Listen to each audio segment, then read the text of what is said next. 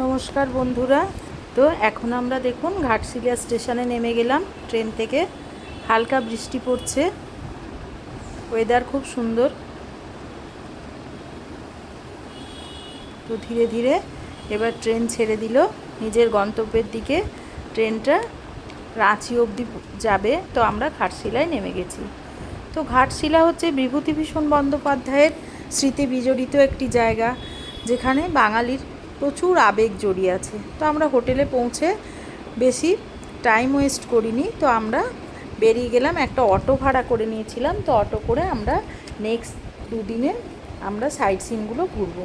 তো দুদিনের জন্য আমরা একদম টোটাল প্যাকেজ করে নিয়েছিলাম। তো 2400 টাকা দরাদরি করে 2400 টাকা হয়েছিল। এবং কি কি আমরা জায়গা সাইট সিন ঘুরেছি আপনাদের দেখাবো। আজকে মোটামুটি আমরা 3টে জায়গা দেখব: বুরুন্ডির লেক আর ড্যাম, ধারাগিরি ওয়াটারফল আর ফুলডুংরি পাহাড়।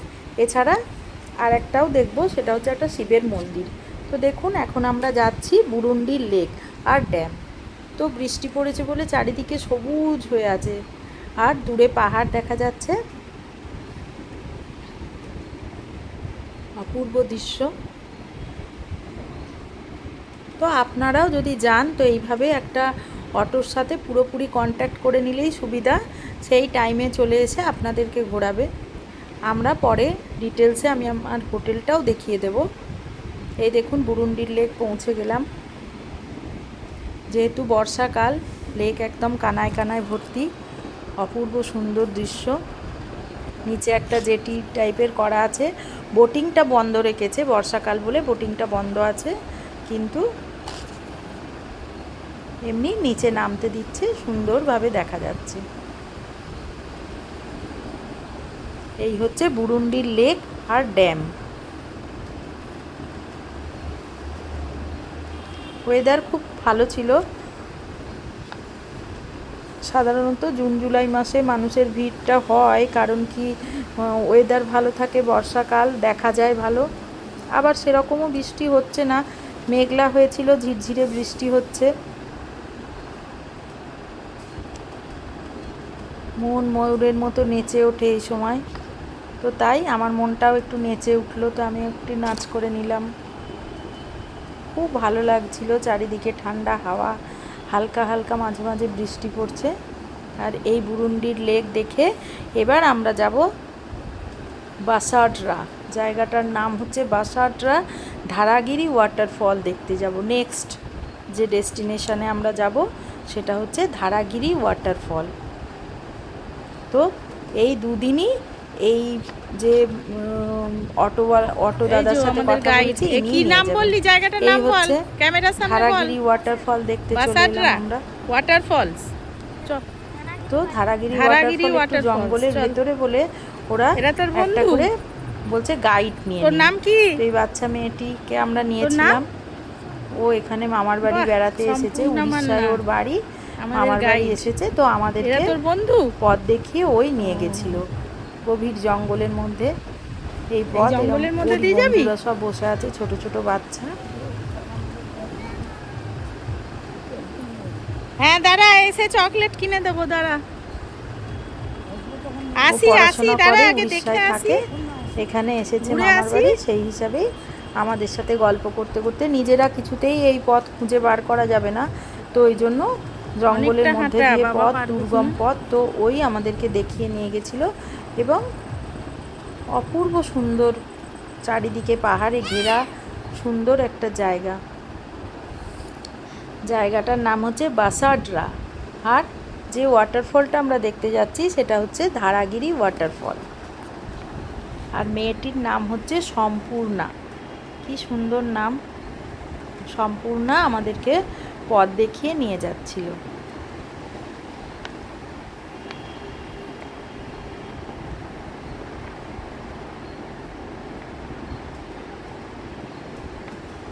বেশ অনেকক্ষণ হাঁটার পর আমরা পৌঁছে গেলাম, কিন্তু পথটা খুবই দুর্গম। এরম পিছল জলে ভর্তি রয়েছে, এবং এরকমই কোনো পথই নেই অ্যাকচুয়াল।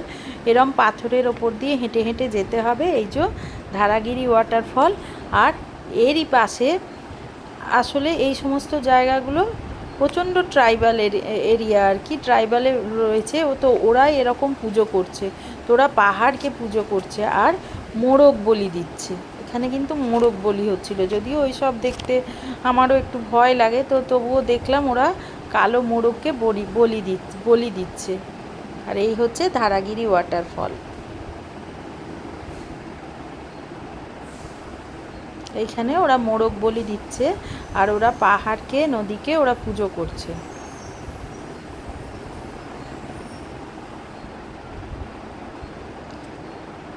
এরপরে আমাদের অটো আবার ছেড়ে দিল।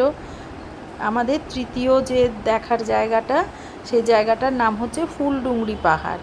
তো এই একটা পাহাড়, একটুখানি উঁচুতে ওপরে উঠতে হবে, উঠে এখানে মানে সবটাই বিভূতিভূষণ বন্দ্যোপাধ্যায়ের স্মৃতি বিজড়িত জায়গা।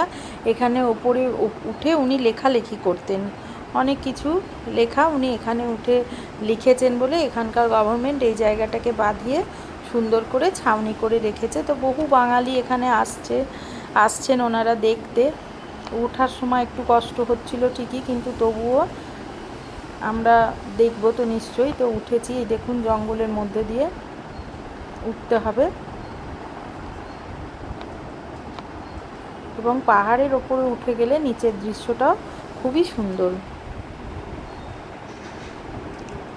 তো দেখতে দেখতে বিভূতিভূষণ বন্দ্যোপাধ্যায়ের অপু, দুর্গা, এই সমস্ত কথাগুলো মনে পড়ছিল। তো অটোওয়ালা আমাদেরকে বললেন যে উনি কালকে আমাদেরকে, মানে দ্বিতীয় দিনে উনি ওনার যে বাড়ি, বিভূতিভূষণ বন্দ্যোপাধ্যায়ের বাড়ি দেখাতে নিয়ে যাবেন। তো আজকে এতটুকু, এইগুলো দেখতে দেখতেই বিকেল হয়ে গেছিলো। তো আজকে আমরা 3টে জায়গা দেখলাম, বুরুন্ডির লেক আর ড্যাম, ধারাগিরি ওয়াটারফল বাসাড্রা আর ফুলডুংরি পাহাড়। 3টে জায়গা আজকে আমাদের দেখা হলো। এছাড়াও লাস্টে যাবার পথে উনি আমাদেরকে একটি শিবের মন্দির দেখাবেন। দেখি আজকের মতো আমরা হোটেলে রেস্ট নেবো। খুব ফাঁকা ফাঁকা জায়গা, তো বিকেলের পরে হোটেলে ফিরে গিয়েছিলাম আমরা। আবার পরের দিনে সকাল 9টায় এই ড্রাইভারের সাথেই আমরা ঘুরতে বেরোবো।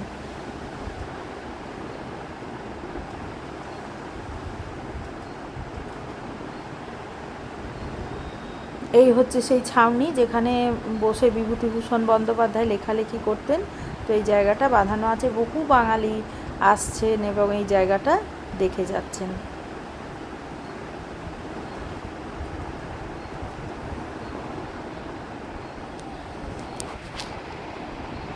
সূর্য উঠেছে, হালকা ওয়েদার ভীষণ সুন্দর ছিল, কোনো কষ্ট হয়নি।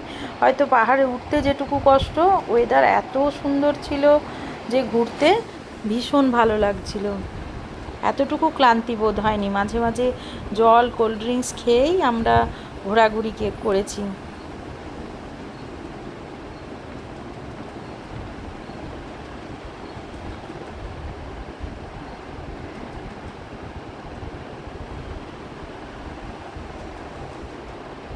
এই হচ্ছে সেই ছাউনি, এটা একদম হিল টপে, চারিদিক থেকে দেখা যাচ্ছিল সুন্দর দৃশ্য, এবং মেঘে ঢাকা ছিল, বেশিরভাগটাই মেঘে ঢাকা সুন্দর দৃশ্য।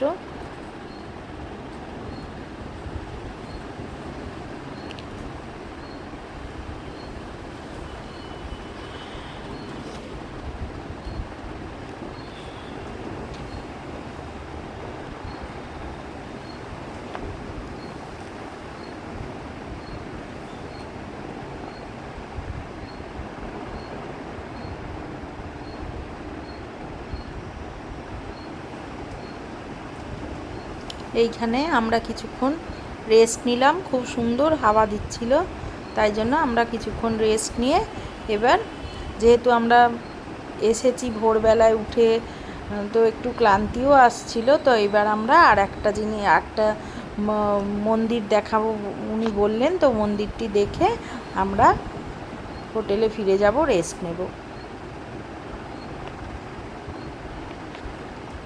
এই হচ্ছে মন্দিরের সিঁড়ি, ওপরে উঠে শিব মন্দির আছে।